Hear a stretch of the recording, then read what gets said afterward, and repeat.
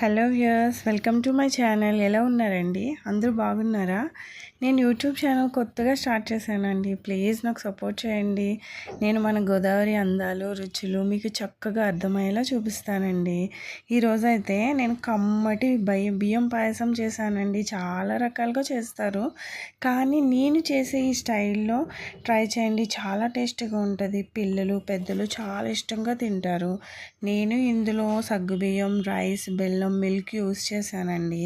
సగ్గుబియ్యం gluten free diet, nervous system Boost చేస్తుంది, bone health, muscle growth.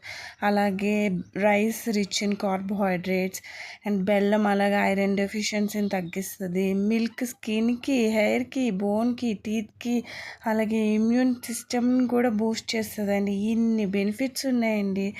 టేస్ట్తో పాటు healthy. మరి ఇంత టేస్టీ అయిన ఈ స్వీట్ని ఎలా చేయాలో చూద్దామా? అయితే మనం మాత్రం వెయిట్ చేయకుండా వీడియోలోకి వెళ్ళిపోదాం రండి.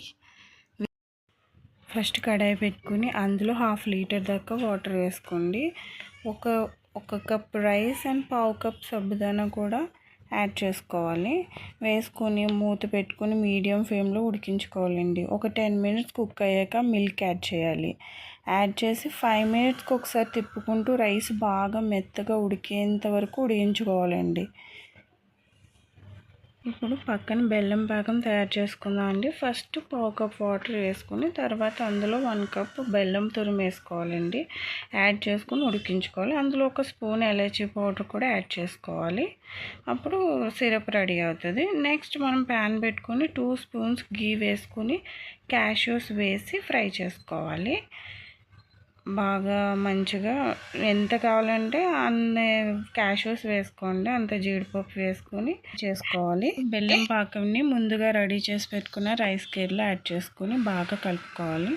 అలాగే క్యాష్యూస్ ఫ్రై చేసుకున్నాం కదండి, దాన్ని కూడా మంచిగా వేసేసి నీట్గా కలుపుకోవాలి. అంతేనండి, రైస్ కీర్ రెడీ. మీకు నచ్చిందా? అయితే తప్పకుండా ట్రై చేయండి. వీడియో కనుక నచ్చినట్లయితే లైక్ చేయండి, షేర్ చేయండి, సబ్స్క్రైబ్ చేసుకోండి. పక్కనే ఉన్న గంట సింబల్ని కూడా ప్రెస్ చేయండి, మర్చిపోకండి. Bye viewers.